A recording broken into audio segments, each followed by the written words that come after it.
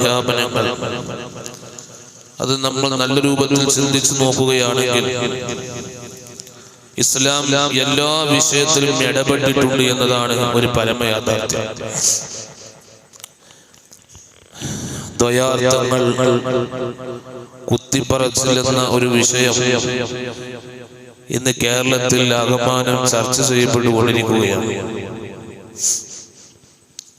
അതിനെക്കുറിച്ച് പരിശുദ്ധമായ ദീനുൽ ഇസ്ലാമിന്റെ കാഴ്ചപ്പാടെന്ന് പഠനമെന്തെന്ന് നാം മനസ്സിലാക്കേണ്ടതായിട്ടുണ്ട്. നമ്മുടെ നേതാക്കന്മാർ മുഴുവനും അവരുടെ പ്രഭാഷണങ്ങളിലും മറ്റൊക്കെ സൂചിപ്പിക്കുന്ന ഒരു കാര്യമാണ് നമ്മൾ ദ്വയാർത്ഥങ്ങളുള്ള സംസാരിക്കാൻ പാടില്ല എന്നത്. എന്താ ഈ ദ്വയാർത്ഥം എന്ന് പറയുന്നത്? ഒന്നിലധികം ആശയമുള്ള വാക്ക് എന്നാണ് അതിനർത്ഥം. ഒന്നിലധികം ആശയം, അത് ഒരു സാഹിത്യമാണ്. എന്നൊരാൾ പറയാം. ഇതിനുമായി സംബന്ധിച്ച് ചർച്ച ചെയ്യാൻ തന്നെ ഒരു കിതാബ് അറബിയിലുണ്ട്. ഇൽമുൽ മആനി, ഇൽമുൽ ബയാനി, ഇൽമുൽ ബദീഅ എന്നുള്ള 3 ശാസ്ത്രങ്ങൾ ഉൾക്കൊണ്ട അറബി സാഹിത്യത്തെ കുറിച്ച് പറയുന്ന ഒരു ഫന്നാണ് ഇൽമുൽ ബലാഗ. സാഹിത്യത്തെ കുറിച്ച് പറയുന്ന ഭാഗം, അതിൽ പെടുന്ന ഒരു ഭാഗമാണ് ഹഖീഖിയായ മഅന, മജാസിയായ മഅന എന്ന പ്രയോഗം. അപ്പൊ റഅയ്തുൽ അസ്ദ ഫിൽ ഹമ്മാം എന്ന് പറഞ്ഞ 2 അർത്ഥമാണ് അതിനുള്ളത്. റഅയ്തുൽ അസ്ദ, ഞാൻ സിംഹത്തെ കണ്ടു, ഫിൽ ഹമ്മാമി, കുളിപ്പുരയിൽ ഞാൻ സിംഹത്തെ കണ്ടു. അപ്പൊ നമുക്ക് എല്ലാവർക്കും അറിയാം, കുളിമുറിയിൽ ഇപ്പൊ ഏതായാലും സിംഹം ഉണ്ടാവില്ല. സിംഹത്തിന്റെ സ്ഥലം കുളിമുറി അല്ലല്ലോ. അപ്പൊ നമ്മൾ മനസ്സിലാക്കി, റഅയ്തുൽ അസ്ദ ഫിൽ ഹമ്മാം എന്ന് പറഞ്ഞാൽ അതിനർത്ഥം ഒരു ധീരനായ ഒരു മനുഷ്യനെ ഞാൻ കുളിപ്പുരയിൽ കണ്ടു. അവിടെ യഥാർത്ഥ അർത്ഥമായ സിംഹമല്ല ഉദ്ദേശിക്കേണ്ടത്, ധീരനായ ഒരാൾ എന്നാണ് ഉദ്ദേശിക്കേണ്ടത് എന്നതിലേക്ക് അറിയിക്കുന്ന ഒരു വാക്കാണ് ഫിൽ ഹമ്മാം. നാം സിംഹത്തെ കണ്ടത് കുളിമുറിയിലാണ്. ഇതിന് ദ്വയാർത്ഥമുള്ള പ്രയോഗം എന്ന് പറയാൻ കഴിയും. ഇതാണ് സാഹിത്യം. പരിശുദ്ധമായ ഖുർആനിൽ കാണാം, വന്നജ്മു വശ്ശജറു യസ്ജുദാൻ. അത് ഖുർആന്റെ പ്രയോഗമാണ്. വന്നജ്മു വശ്ശജറു യസ്ജുദാൻ. ഗോളവും അതുപോലെ മരവും അല്ലാഹുവിന് സുജൂദ് ചെയ്യുന്നുണ്ട്. അതും അങ്ങനെ പരിപാടി. ഒരു ഗോളം, അതല്ലെങ്കിൽ ഒരു സ്റ്റാർ, ഒരു താരകം, അതുപോലെ മരം അല്ലാഹുവിന് സുജൂദ് ചെയ്യുന്നുണ്ട് എന്ന് പറഞ്ഞാൽ എന്താ? അതൊരു സാഹിത്യപരമായ ദ്വയാർത്ഥമുള്ള ഒരു വാക്കാണ്.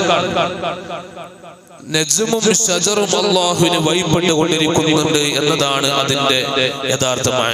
എന്നാൽ കുത്തിപ്പറച്ചിൽ, ദ്വയാർത്ഥങ്ങളുള്ള പ്രയോഗങ്ങൾ, ഇത് പ്രയോഗിക്കാൻ പാടുണ്ടോ ഇല്ലയോ എന്ന വിഷയത്തിൽ ഹറാം എന്ന അഭിപ്രായമുണ്ട്, ഹറാമല്ല എന്ന അഭിപ്രായവും ഉണ്ട്.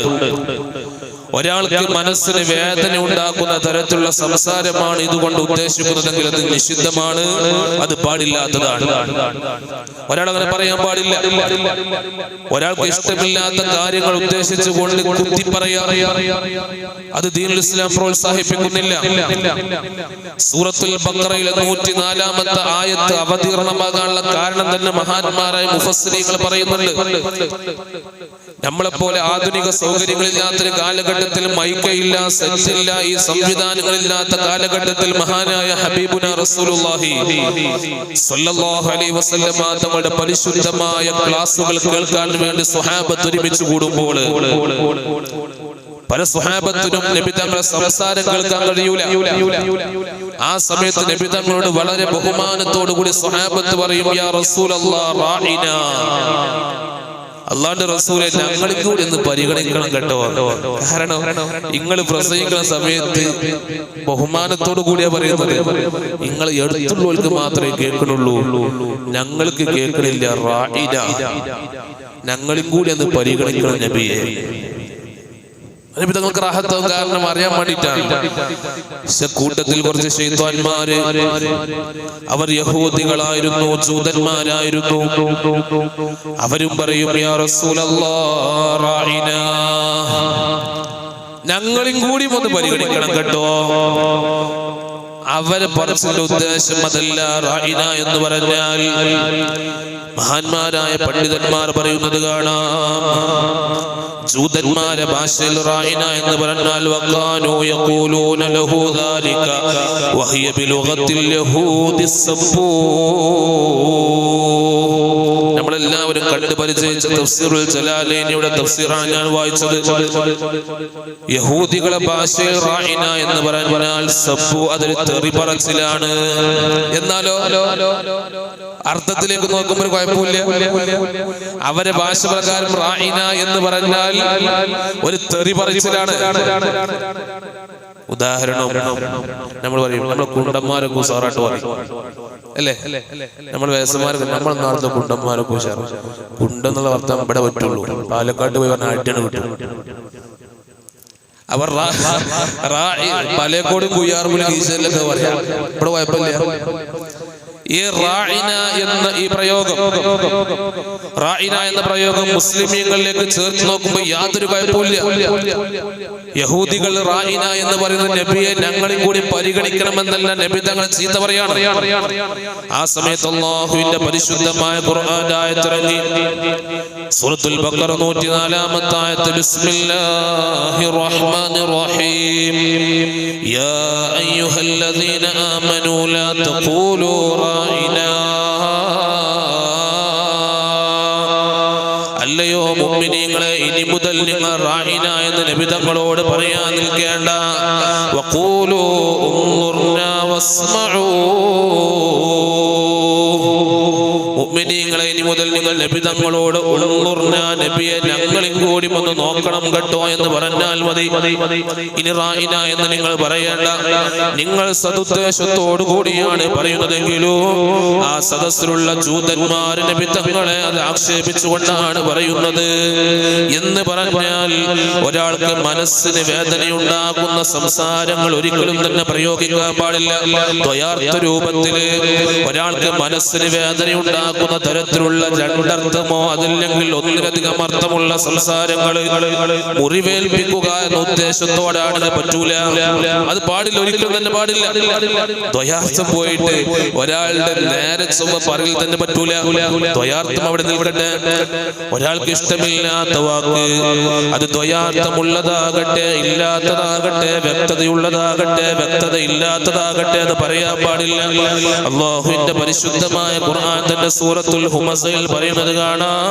ബിസ്മില്ലാഹിർ റഹ്മാനിർ റഹീം വൈലുൽ ലികുല്ലി ഹുമസത്തിൽ ലുമസ അല്ലസീ ജമഅ മാലഹു വഅദ്ദദ യഹ്സബു അന്ന മാലഹു അഖ്ലദ കല്ലാ ലയുംബദന്ന ഫിൽ ഹുതമ. ഇതിനെ കുറിച്ച് പറഞ്ഞ ആയത്താണ്.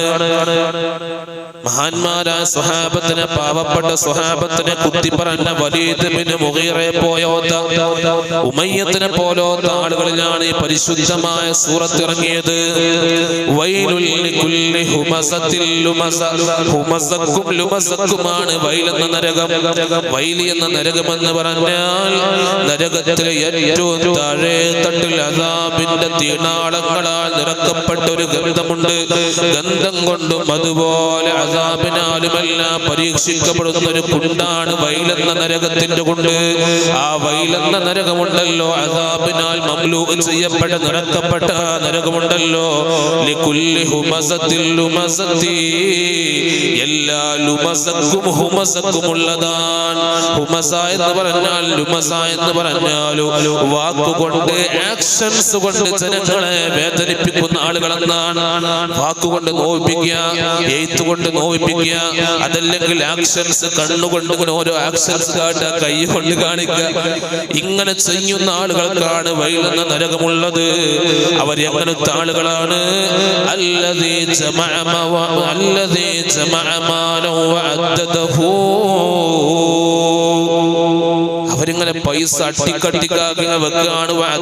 അതിങ്ങനെ എണ്ണിങ്ങനെ തിട്ടപ്പെടുത്തിയിട്ട് ഞങ്ങളാണ് നാട്ടിലെ രാജാക്കന്മാർ, ഇന്റെ മേലെ അതില്ല ഇതില്ല എന്നൊക്കെ കരുതിയിട്ട് വലിയ വലിയ സമ്പന്നന്മാരായി ജനങ്ങളെ രണ്ടിലധികം അതല്ലെങ്കിൽ ഒന്നിലധികം വരുന്ന ഭാഷകൾ ഉപയോഗിച്ചുകൊണ്ട് പരിഹസിക്കാം, ആക്ഷൻസ് ഉപയോഗിക്കാം. മേലെയുള്ള ധൈര്യം കായിണ്ട് നായ എല്ലതുമായി എന്റെ അടുത്ത് പൈസ ഉണ്ട് എന്നെ ചോദിച്ചു ആർക്കും കഴിയൂല. എന്നിട്ട് ജനങ്ങൾ വെറുപ്പിക്കുന്ന പ്രയോഗം പ്രയോഗിക്കുക. അവർക്കാണ് വൈലെന്ന നരകം. അവൻ കരുതുന്നത് കാലാകാലം അവന്റെ സമ്പത്ത് അവന്റെ കൂടെ ഉണ്ടാകുമെന്നതാണ്. പക്ഷേ കാര്യം അങ്ങനെയല്ല. അവന് ഹുതമ എന്ന് പറയുന്ന നരകത്തിലേക്ക് എറിയപ്പെടുക തന്നെ ചെയ്യുന്നതാണ്. കായുണ്ട്, പൈസണ്ട്, സമ്പത്തുണ്ട്, ഗതിയുടെ പാവങ്ങളെ മേലെ മെക്കെട്ട് കയറാൻ പറ്റൂല. ഇവിടെ സമ്പത്തിന്റെ അഹങ്കാരത്തിൽ മറ്റുള്ളവരെ ആക്ഷേപിച്ച് ഉമയ്യത്ത് വലീദ് ബിൻ മുഗീറയെ പോലോ താടുകളിലാണ് ഈ ആയത്തിറങ്ങിയത്. നമ്മൾ ഒരാളെയും പറയാൻ നിൽക്കണ്ട, ഒരാളെയും കുറ്റം പറയണ്ട, ഒരാളെയും കുറിച്ച് നമ്മൾ വിലയിരുത്താൻ പോകണ്ട. മറ്റു അർത്ഥങ്ങൾ ഉപയോഗിച്ച് നമ്മൾ എന്താക്കേണ്ട ഉദ്ദേശം വെച്ച് വേറെ വാക്കുകൾ പറയണ്ട. എന്നാൽ ചില കാട്ടിക്കൂട്ടലുകൾ കാരണത്താൽ പറയേണ്ടി വരും. ചില വേഷവിധാനങ്ങളൊക്കെ ധരിച്ചുകൊണ്ട് നടക്കുക. അപ്പൊ സ്വാഭാവികമായും ജനങ്ങളുടെ പക്കൽ നിന്ന് ആക്ഷേപം വരും. ഏതുപോലെ വിശന്ന് വലഞ്ഞ് നടക്കുന്ന നായയുടെ മുമ്പിൽ ഒരു എല്ലും കഷ്ണം കിട്ടിയാൽ അത് എപ്രകാരമാണോ തിന്നുക, അതുപോലെ എല്ലും കഷ്ണമാകാൻ ചില ആളുകൾ ഒരുങ്ങി തയ്യാറാകാൻ ചെയ്താൽ എന്ത് ചെയ്യും? ഇവിടെ സ്ത്രീകൾക്ക് മാത്രമല്ലല്ലോ മാനമുള്ളത്, പുരുഷന്മാർക്ക് മാനമില്ലേ? ചില ആളുകളൊക്കെ ചില പരിപാടികളിലേക്ക് വരുമ്പോൾ ധരിക്കുന്ന വസ്ത്രങ്ങൾ, വേഷവിധാനങ്ങൾ, അതൊക്കെ പരിശുദ്ധമായ ദീനുൽ ഇസ്ലാം പ്രോത്സാഹിപ്പിക്കുന്നുണ്ടോ? ഇല്ല. അതൊരിക്കലും തന്നെ പരിശുദ്ധമായ ദീനുൽ ഇസ്ലാം ഒരിക്കലും തന്നെ പ്രോത്സാഹിപ്പിക്കുകയോ അതുപോലെ തന്നെ ധരിക്കണമെന്ന് നിഷ്കർഷിക്കുകയോ ചെയ്യുന്നില്ല. എന്റെ പ്രിയപ്പെട്ട സഹോദരന്മാരെ, ഇങ്ങനെ ദ്വയാർത്ഥത്തിന്റെ പേരിൽ ചില ആളുകളെയൊക്കെ സ്റ്റേഷന്റെയും അതുപോലെ ജയിലിന്റെയും ഉള്ളിൽ അടക്കുന്നുണ്ടെങ്കിൽ, ഈ കഴിഞ്ഞ ആഴ്ച രാജ്യത്തെ മുസ്ലിമുകളെ മുഴുവനും തീവ്രവാദിയാക്കി പാകിസ്ഥാനിലേക്ക് പോകാൻ പറഞ്ഞ ഒരു രാഷ്ട്രീയ മാലിന്യം ഇന്നും ഇവിടെ ജീവിച്ചിരിക്കുന്നുണ്ട്. കേരളത്തിലെ മുസ്ലിമുകളെ മുഴുവനും പാകിസ്ഥാനിലേക്ക് പറഞ്ഞേക്കണമെന്ന് കേരളത്തിലല്ല, ഇന്ത്യയിലെ എല്ലാ മുസ്ലിമുകളെയും, രാജ്യത്തിലെ 17 കോടിയിലധികം വരുന്ന മുസ്ലിമുകൾ മുഴുവനും കേരളത്തിൽ നിന്നും ഇന്ത്യയിൽ നിന്നും പാകിസ്ഥാനിലേക്ക് പോകണമെന്ന് പറഞ്ഞ എന്റെ ഇനീഷ്യലുള്ള ഒരു രാഷ്ട്രീയ മാലിന്യം ഇന്നും ജീവിച്ചിരിപ്പുണ്ട്. ഈ മിഹ്റാബിൽ വെച്ച് അവന്റെ പേര് പറയണ്ടെന്ന് കരുതിയിട്ടാണ്. എന്റെ ഇനീഷ്യലാണോ പൈക്കാടിച്ചാലില്ല, PC ആണ്, ബാക്കികൾ വായിച്ചാൽ മതി. അവരിന്നും ജീവിച്ചിരിപ്പുണ്ട് ഇവിടെ. ഇതൊക്കെ കോടതി കാണേണ്ടേ, നിയമപാലകർ കാണേണ്ടേ? അതൊന്നും ഇവരെന്താ കാണാത്തത്?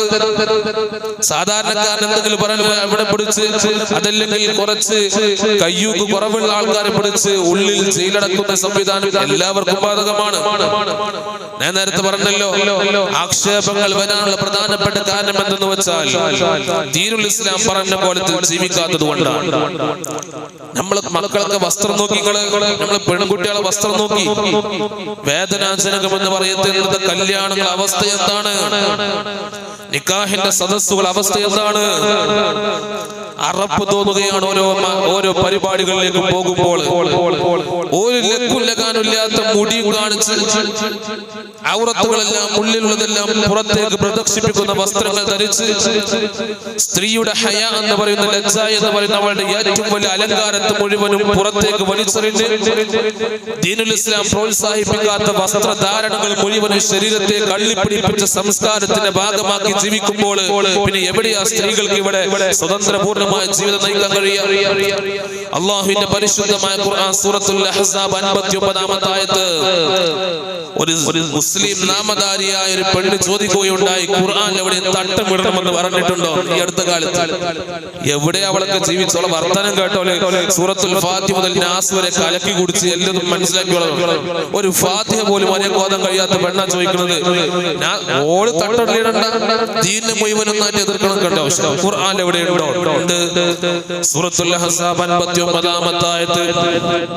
ബിസ്മില്ലാഹിർ റഹ്മാനിർ റഹീം. യാ അയ്യുഹൻ നബിയ്യു ഖുൽ ലിഅസ്വാജിക വബനാതിക വനിസാഇൽ മുഅ്മിനീൻ യുദ്നീന അലൈഹിന്ന മിൻ ജലാബീബിഹിന്ന ذلك أدنى أن يعرفن فلا يؤذين. ഇങ്ങനെ പുറത്തുകൊണ്ട ഖുർആനിൽ വേണ്ടത് യാ അയ്യുഹൻ നബിയു അല്ലയോ നബി തങ്ങളെ ഖുൽ നബിയെ തങ്ങൾ പറയുക ലി അസ്വാജിക അങ്ങയുടെ ഭാര്യമാരോട് വബനാതിക അങ്ങയുടെ പെൺമക്കളോട് നിങ്ങൾ പറയുക വനിസാഇൽ മുഅ്മിനീൻ മുഅ്മിനീങ്ങളാണെന്ന് പറയപ്പെടുന്ന പെണ്ണുങ്ങളുണ്ടല്ലോ അവരോട് എല്ലാവരോടും പറയുക യുദ്നീന അലൈഹിന്ന മിൻ ജലാബീബിഹിന്ന ജിൽബാബ് ആകെ മൂടുന്ന വസ്ത്രങ്ങൾ നിങ്ങൾ ധരിക്കണേ, മാന്യമായ വസ്ത്രങ്ങൾ നിങ്ങൾ ധരിക്കണേ എന്ന് പറയണം. സ്ത്രീകളുടെ ഔറത്ത് പുറത്തേക്ക് കാണാത്ത തരത്തിലുള്ള ജിൽബാബ് പോലത്തെ ആകെ മൂടി വസ്ത്രം എന്ന് പറഞ്ഞാൽ ആകെ മൂടി വസ്ത്രം ധരിച്ചു എന്നാണ്. അപ്പൊ സ്ത്രീകളുടെ ഔറത്ത് മുഴുവനും മറക്കുന്ന തരത്തിലുള്ള വസ്ത്രങ്ങൾ ധരിക്കണേ എന്ന് പറയണേ. കാരണം എന്താ?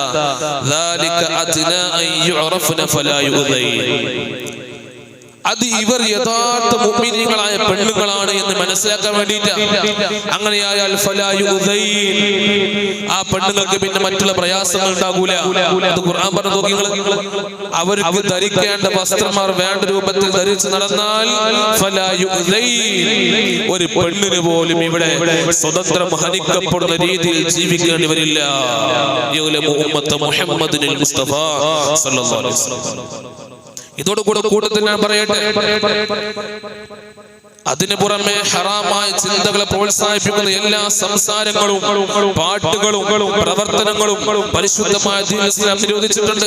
അത് കല്യാണ സദസ്സിലായാലും ശരി, ജനങ്ങൾക്ക് വേണ്ടാത്ത ചിന്തകൾ ഉണ്ടാക്കുന്ന അതല്ലെങ്കിൽ ജനങ്ങൾ ദുർവ്യാഖ്യാനിക്കാൻ സാധ്യതയുള്ള സംസാരങ്ങൾ ഒഴിവാക്കണം. ഞാൻ ഏതെങ്കിലും ഒരു വിഷയം മനസ്സിൽ കരുതി പറയുകയില്ല. കല്യാണ സദസ്സാണെങ്കിലും അല്ലാത്ത സദസ്സുകളാണെങ്കിലും ആ സന്ദർഭങ്ങളിലെല്ലാം ജനങ്ങൾക്ക് ഹറാമിലേക്ക് നയിക്കുന്ന ഒരു പാട്ടുമാരും പാടാൻ പാടില്ല. അത് കാണിക്കും ഇത് കാണിക്കും എന്നുള്ള പാട്ടുകൾ പാടാൻ പാടില്ല. ഒന്നും പാടാൻ പാടില്ല. സിനിമാറ്റിക് ഡാൻസുകൾ അരങ്ങ് തകർക്കുന്ന കല്യാണ മണ്ഡപങ്ങളിൽ തകൃതിയായി നമ്മുടെ നാടുകളിൽ പ്രധാനമായിട്ട് നമ്മുടെ മതത്തിന് കീഴിലുള്ള കല്യാണങ്ങൾ നടന്നുകൊണ്ടിരിക്കുകയാണ്. ഒരിക്കലും തന്നെ അംഗീകരിക്കാൻ കഴിയില്ല. മഹല്ല് ജമാഅത്തിന് ഉത്തരവാദിത്തപ്പെട്ട കമ്മിറ്റി ഭാരവാഹികളും അവിടുത്തെ ഉസ്താദുമാരും ഉണർന്ന് ചിന്തിച്ച് ജനങ്ങൾക്ക് ബോധവൽക്കരണം നടത്തേണ്ട സമയം അതിക്രമിച്ചിട്ടുണ്ട്. ഞാൻ പറയട്ടെ, കൊറോണയുടെ മുൻകാലങ്ങളിലൊക്കെ ഈ വിഷയങ്ങൾ ഒരുപാട് മാറ്റങ്ങൾ ഉണ്ടായിരുന്നു. കൊറോണയ്ക്ക് ശേഷം ബിഫോർ ആൻഡ് ആഫ്റ്റർ എന്ന് പറയാവുന്ന തരത്തിൽ 2021 കൊറോണ വൈറസിന് ശേഷം നമ്മൾ പുറത്തേക്ക് തുറന്ന ജീവിതത്തിലേക്ക് വന്നതിന് ശേഷം മതപരമായ കാര്യങ്ങൾ നമ്മൾ ബിഫോർ ആഫ്റ്റർ ആയിട്ടുണ്ടോ എന്ന് ചിന്തിക്കേണ്ടിയിരിക്കുന്നു. കല്യാണ മണ്ഡപങ്ങള്, കല്യാണ സദസ്സുകള് പ്രധാനമായും അതാണ്, മറ്റുള്ളത് ഇല്ല എന്നല്ല. ഇതിൽ തനി ഹറാമുകൾ ആലോചിച്ച് നോക്കി. ഇതുവരെ കാണലും തൊടലും കേൾക്കലും സ്പർശിക്കലും സംസാരിക്കലും എല്ലാം ഹറാമായ രണ്ട് ബന്ധത്തെ ചേർക്കുന്ന നല്ലൊരു ബന്ധം.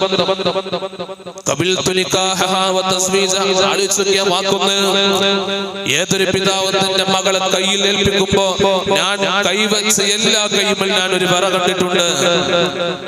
4-5 വർഷങ്ങൾക്കിടയിൽ എത്രയോ നിക്കാഹുകൾ ഞാൻ ചെയ്തു കൊടുത്തിട്ടുണ്ട്. ആ നിക്കാഹുകളിലൊക്കെ ഓരോ പാപ്പന്മാരും തന്റെ മകളെ തന്റെ മരുമകനെ ഏൽപ്പിക്കുന്ന ഘട്ടത്തിൽ ചുണ്ടടറാത്ത കൈ വറക്കാത്തൊരു പാപ്പയെ ഞാൻ കണ്ടിട്ടില്ല. വളരെ പ്രധാനപ്പെട്ട ദീനിന്റെ നിസ്വാണെന്ന് പരിചയപ്പെടുത്തപ്പെട്ട നിക്കാഹ്.